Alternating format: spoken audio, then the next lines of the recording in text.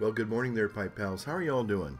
Holy Smoking Pipe Padre coming back at you with some more pipe lore. I guess it's pipe lore. More piping enjoyment.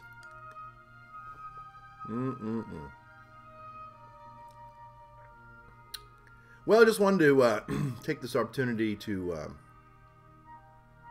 share with you a few things. And let's just get started. Kind of by way of shout out. I think I'll do this a little bit different. I was going to do it a certain way, but I think I'll do it this way now. Got my Joe Case cherry wood. And in it I'm smoking a blend known as chocolate cream. It's I guess this is a McBaron's knockoff from the Briar Patch.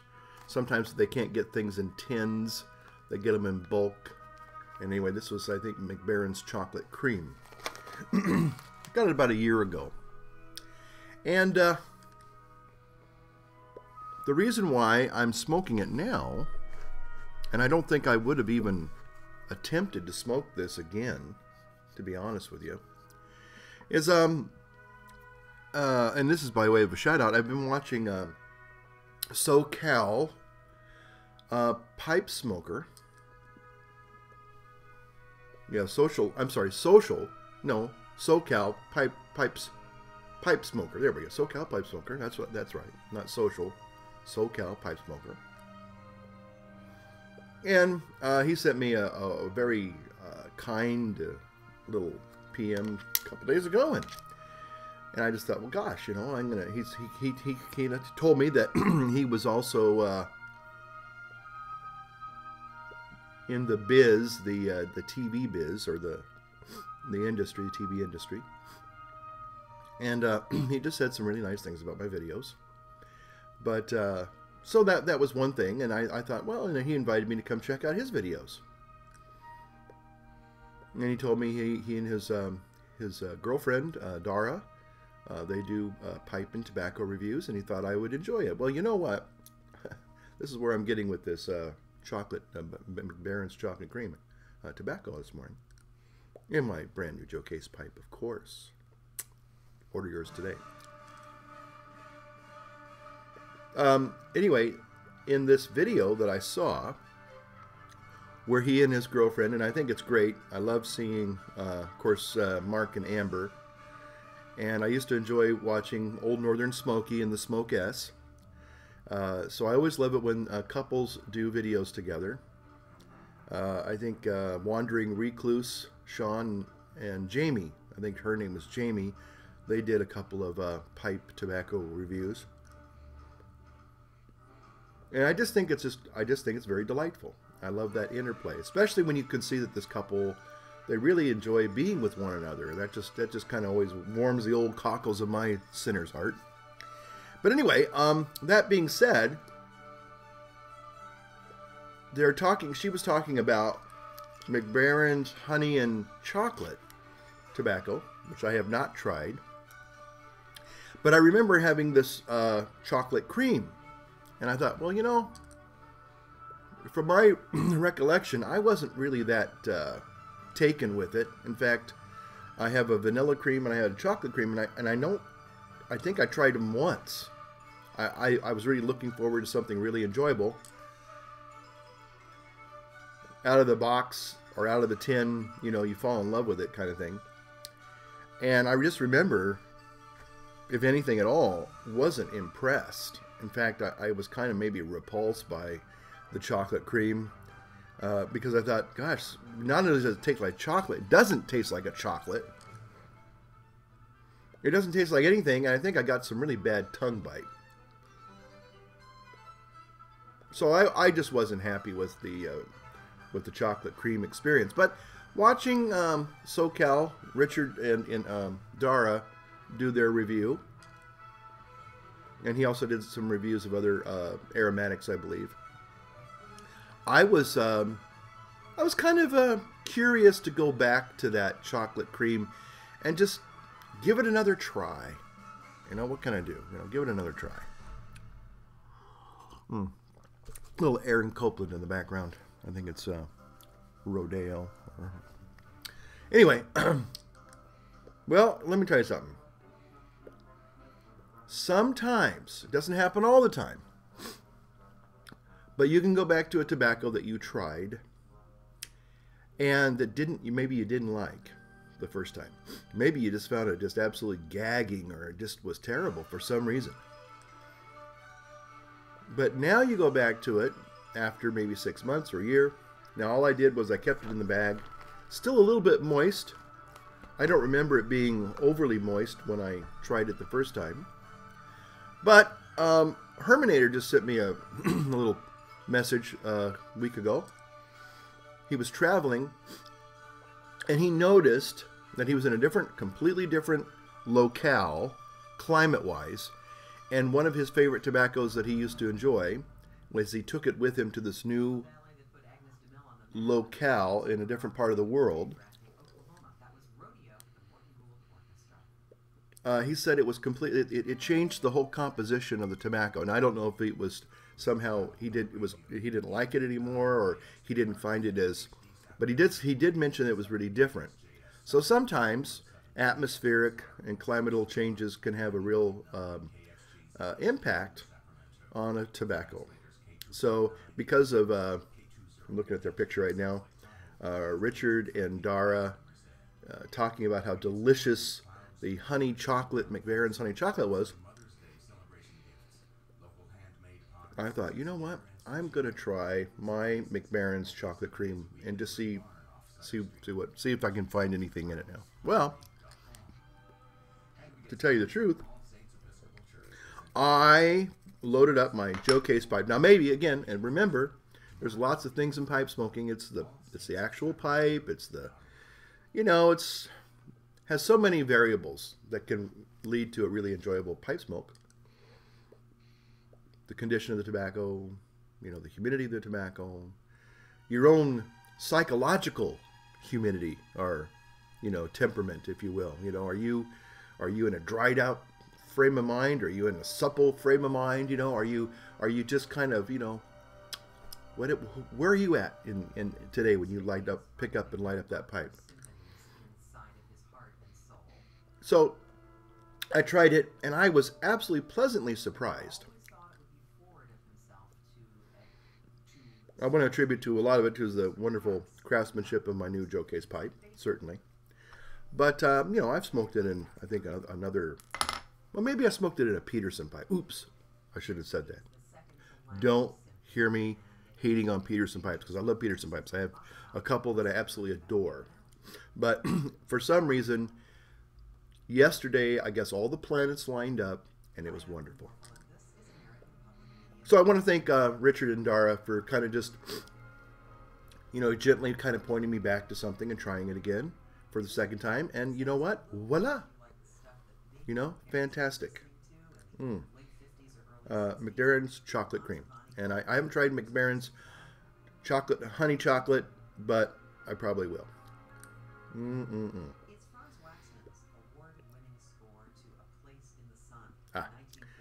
I want to talk about two other things, actually three other things real quick.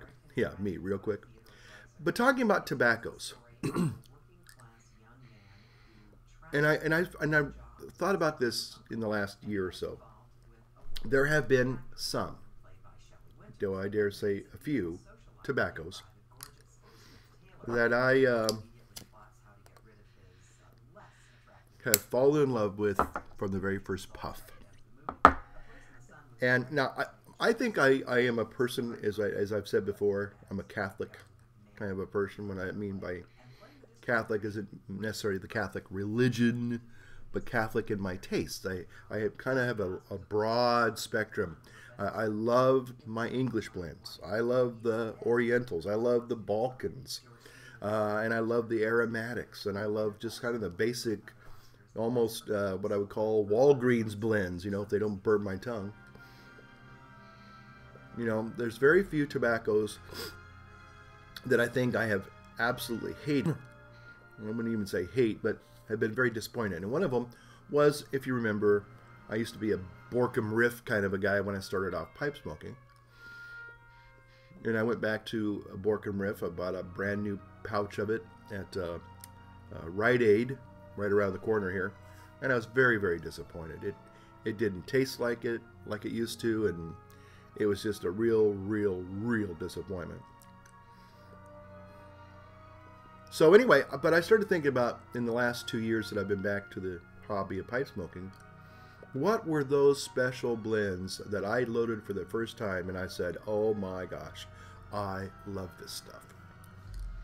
From the very first puff. So I want you to think about that. What are some of the blends that you have absolutely, for the very first moment you took that first char light and you go, wow. Well, let me just share with you 4 that I have that I've absolutely fallen in love with. Okay?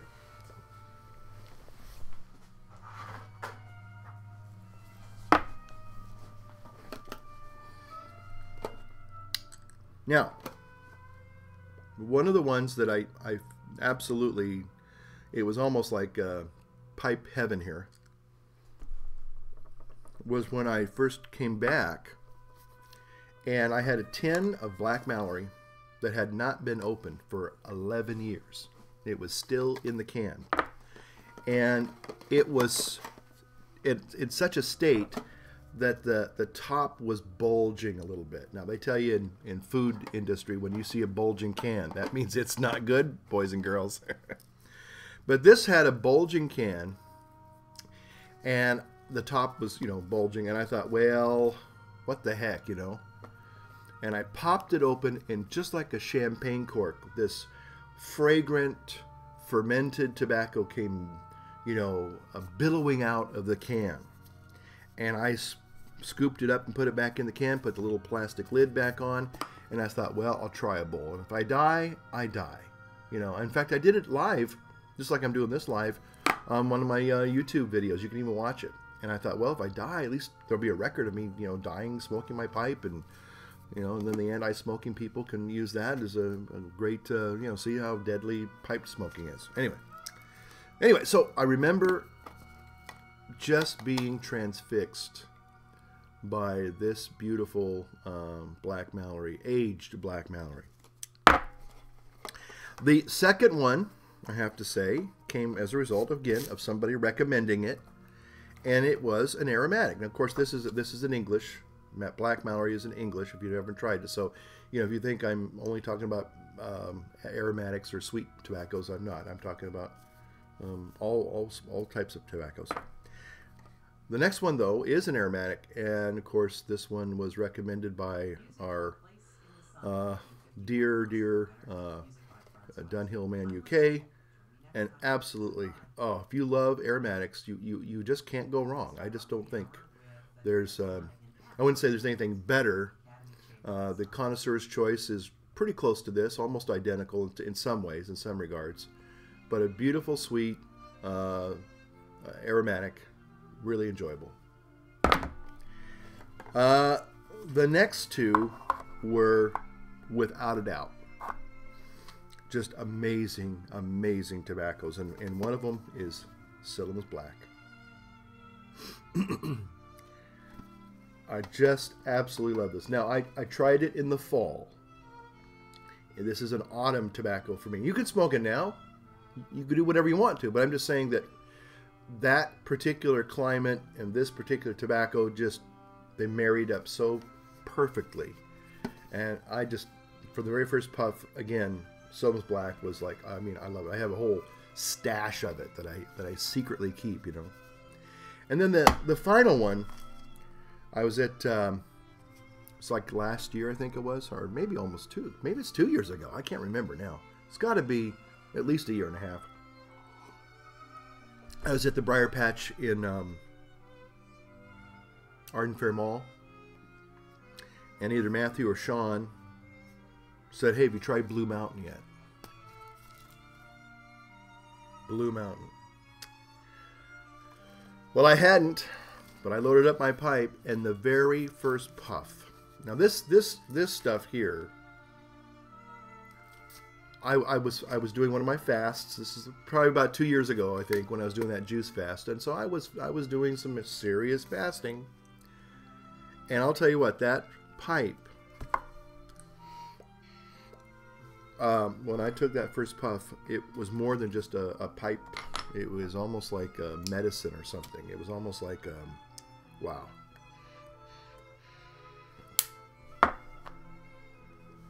I mean, I took it into my soul, you know, not just my body, but my soul. Blue Mountain, and it's a Balkan blend. Excellent. So those are the ones that stand out as, from the very first puff, there was just something extra special about that tobacco. Okay, and a little shout out to old Mr. Gary Portier. Gary, hope you're having fun traveling in the world there, buddy. I always like to say hello to Gary. He's kind of a standard kind of guy. He always sends me interesting cards and things, and always has interesting comments. So Gary, I always appreciate your cards and your letters and your PMs and your messages. You kind of keep things really interesting for me. I want to say one thing in passing, and then I want to talk about, actually, believe it or not, I want to focus a little bit on a religious topic, only because I've got an idea here. I want to share it with you guys too. Maybe you'll get something out of it. It's not necessarily a preachy one. It's just something. It's just kind of an observation. Okay. I got a PM from somebody. I'm not going to mention the name because they're thinking about wanting to do something, and they wanted my take on it. And I said, well, let me give it a thought. I said, if you want to talk about whatever you want to talk about, it's your channel, and you talk about whatever you talk about. But they were kind of concerned that maybe some folks, maybe in the pipe community, might be a little off-put by it. And I know that there's a few people, and God bless them, and I have nothing against them. I mean, some of them, I think they make great videos. When I've seen some of their videos, maybe they've stopped making videos for a time or whatever. But I know a few people have kind of gotten after me. Your videos are way too long. I don't have time to watch your videos anymore. You're just, and it's true. I just go on for a long time. Sometimes I feel like I got a lot to say, and I love to say it.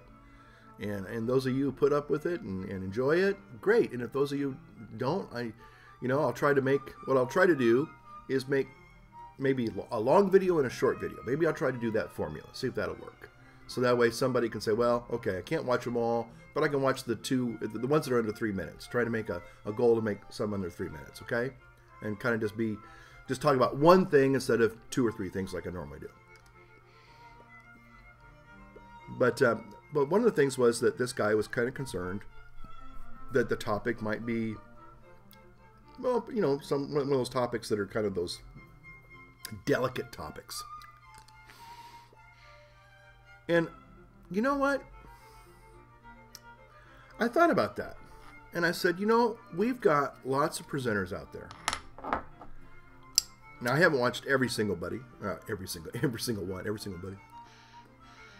It's still early. Yeah. Oh, radio went kind of dead there. That's kind of creepy when that happens.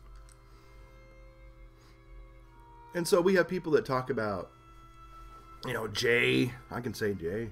Hey, Jay. How you doing? I love what he does. I love Jay. Very thought-provoking guy. And Jay isn't afraid to talk about anything. And he does it in such, he has such a plum, if you will. But he's just so real and so refreshing. And he talks about his own personal struggles, not because he's focusing on himself that much, but he's just saying, hey, this is what I'm going through. I've got this horrible arthritis thing. And he's tried different things to combat that. Because of him, maybe I got into juicing. I'm kind of thinking, and then I found again, it's sort of like you hear somebody talk about something, and for some reason it changes your perspective just a little bit to where you go back and you reinvestigate. Like you go, they're talking about a chocolate honey tobacco, I'm going to go back and try my chocolate cream again. See if there's anything different there. Hey, I'm enjoying it today. I'm grateful that I watched Richard and Dara's video. So you got Jay out there talking about all sorts of things, from his crazy neighbor stories. I love those, man.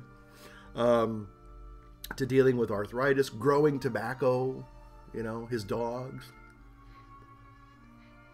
Driving down to southern Michigan in the car and all the different snoozes he loves to try, and crystal mint snooze, I guess. I mean, hey, you know what? I might even go that far. I haven't decided, but, I don't know if I'm a snooze kind of a guy. Pipes, cigars, a little bit of beech nut chewing tobacco. Chaw. I'll have a chaw with you. But anyway, the bottom line was that Jay talks about different things. We have some really interesting people. I'm going to say this, and I hope they're not offended. But we have Fidel Fool. Anyway, I'm probably not even pronouncing your name right, but you know who I'm talking about. And just a very poetic spirit, And there have been times I would sit and I would listen to her videos, and just be in one of those kind of thought-provoking kind of, I never thought of it that way. Very spiritual person, and in fact, some wonderful things about smoking and religion that just absolutely, I think, were right on. About, God and the temple and the smoke coming out of there, I just thought, well, that was great. Of course, somebody who's kind of disappeared for a time. They've taken a hiatus. My friend Bruno, and he kind of seemed to have a sidekick. I thought old O'Toole Rules. Those guys would kind of sometimes get into these exchanges, nice exchanges though, where they're talking about Portuguese music or whatever, and poetry again. But anyway, just people that I've enjoyed. Herminator, I always say his name wrong, sorry about that. And again, here's another person, a real Renaissance kind of a guy, who talks about kilt making and lace making and incense and Burmese cooking and tobacco ice cream. Okay, so the reason why I'm saying all that is because I want to encourage this other person to not be afraid of talking about whatever they want to talk about. Pipe smoking, yeah, we can talk about our love of the pipes and the love of tobaccos and maybe the different things we've tried and not tried, and, different ways of preserving tobacco and growing tobacco and smoking tobacco and enjoying it, preparing it. But, at the end of the day, the pipe is a companion to life. I mean, if all I did was sit here and just smoke a pipe and I didn't do anything other than that, I'd just be kind of being, what's the point? I think pipe can kind of be a real catalyst for, ideas and it just gets the juices of life flowing, and you enjoy life, That's the one thing that I think I've said before in one of my videos recently, is because I suffer from depression from time to time. When I'm really in one of those, dark, day of the dog kind of a thing, it's hard for me to kind of smoke a pipe, because normally when I smoke a pipe, again, those creative things are kind of moving inside of me, and I'm kind of a little edgy, I'm a little anxious, I got ideas, I've got things I want to do, people I want to see, But if I'm kind of depressed, it's kind of like I look at the pipe over there, I go, yeah. It's not something I don't know. So to me, when I'm engaging with life, I got a pipe in my hand, okay, we're going to do this, we're going to do that, okay, all right. And it reminds me of what my brother, God bless him, he would go on Saturday mornings, today it's a beautiful Saturday morning, and he would go and visit with his friend. And they would have a cup of coffee, and they would have a pipe. Now, the interesting thing is that although they consider themselves friends, they disagreed about everything. Politics, taxes, health issues, you name it. They just, I mean, they didn't like fight all the time, but they just disagreed all the time. And the wonderful thing was they always did it over a pipe and a cup of coffee for about 45 minutes to an hour when they were taking a break. So I think it's perfectly in keeping with pipe smoking that we talk about things, and maybe some people are going to thumbs down you. Maybe some people are going to disagree with you. You know, but that's okay. You know, it is a discourse after all. Life is a discourse. Okay. That being said, last thing. You know, this weekend we transferred the Feast of the Ascension to Sunday. Now, again, talk about consternation out there. Some folks are going, why did the church do that? Why does the church do that? I don't know. Yeah, I just work for them. You know, it's, you know, they don't. The Vatican does not call me on a regular basis and say, Father Francis, what do you think about that? They just don't do that. So, really happy with this chocolate cream.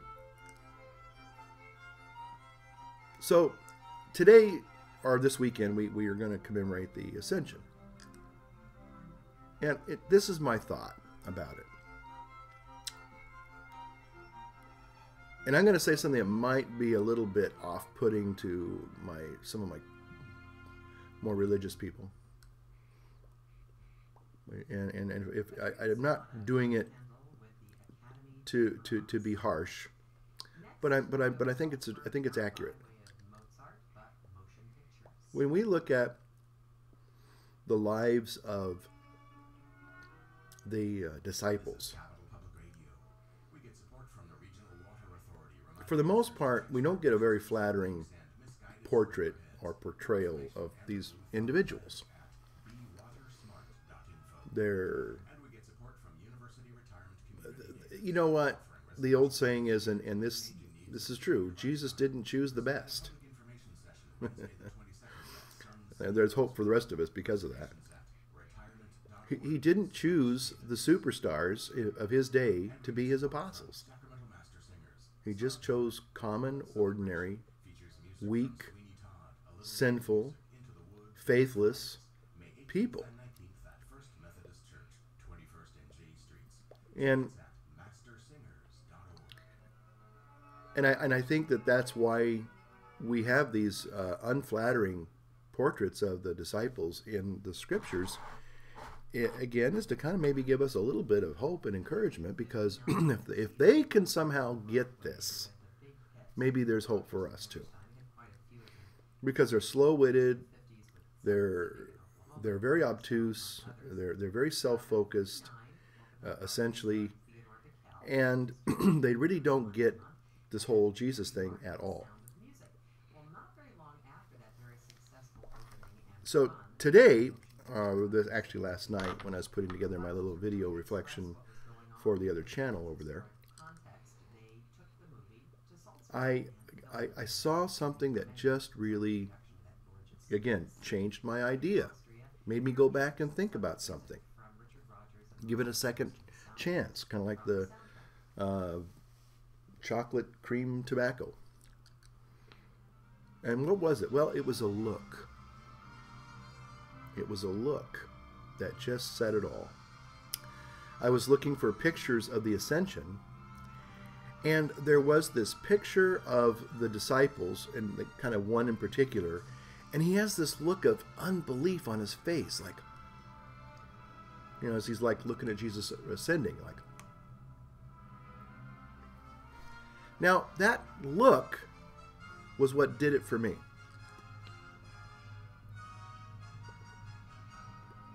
Can you name the tomb? Can you name the movie?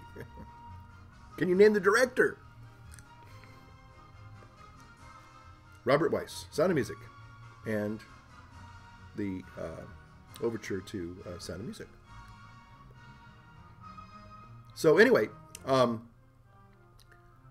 started thinking about that. That one strange look. That look of incredulous, you know, not, and it wasn't amazement. It was almost kind of like, again, this look that they're looking at some fantastic, almost fearful, phenomenon that they just don't understand. But I think that is not really in keeping with the apostles. Now, yes, I just basically lambasted them as being a bunch of pusillanimous, ersatz kind of apostles or disciples. But the thing is, they had changed by this point, though. See, that's the thing. We get this kind of negative image of them because now when they actually do get it and they change, they're completely different people. Picture, if you will, the upper room after, Easter Sunday morning. Again, a bunch of timid, fearful, cowering disciples. And Jesus then appears in their midst and he says, "Peace be with you." Now they go back to that same upper room. But I believe they're different. And here's where I think they're different. I don't think that they would have this look of, "I don't believe what I'm seeing" kind of thing, and this is just too fantastic. I really think that when they went to the Mount of Olives and they saw Jesus ascend, although it must have been an absolutely, like watching a Saturn V take off, maybe. It must have been just absolutely glorious for them. Like, wow. But there wasn't that sense of, "Whoa, what's going on here?" Because every time, they get an experience of Jesus and the divine and the miraculous, it's always this, "I don't believe it" kind of thing. But I think there was a sense of quiet dignity of, yeah, way to go, Jesus. They were empowered. They'd been transformed. They'd been changed because they had had encounters with the post-resurrection Jesus. And I really believe that that's kind of the heart of message of the Ascension is, and in fact, if you read the readings for that day, there's a sense of they like recall the whole story to say, look, this is who they finally realized they were really dealing with. And they have been changed. So as they go back to the upper room, they're not fearful, they're not anxious, but they are awaiting and excited. Now, to be sure, they have probably had no idea what was going to happen. But it goes beyond, looking at the phenomenon and saying, "What does this mean? I don't understand it," kind of thing, to whatever. They're just opened to the next movement of God in their lives. They're no longer using that incredulous crutch, if you will, to kind of say, use it as to put on the brakes. And I kind of think that's the message for us, is that a lot of times we kind of put on the brakes because we just either I don't believe it, or I can't believe that, or that's too fantastic for me to believe. And, you get kind of stuck in that rut and you don't go anywhere. But once you open yourself to again, from the faith perspective, I have to say, that God is not limited. He can do anything that he chooses to do in your life and in the lives of the church. Then it's not so much of, "Oh, I don't believe that," but I don't know what you're going to do next, but I'm ready, willing, and waiting. So those are my thoughts today. Thank you for putting up with me, and hope you got something out of all that. And if not, what I would recommend you do is find a pipe tobacco that you weren't happy with the first time and go back and give it a second look, a second puff. Talk to you later. Light up your world, light up your pipe. Always enjoy talking to you all. Bye-bye.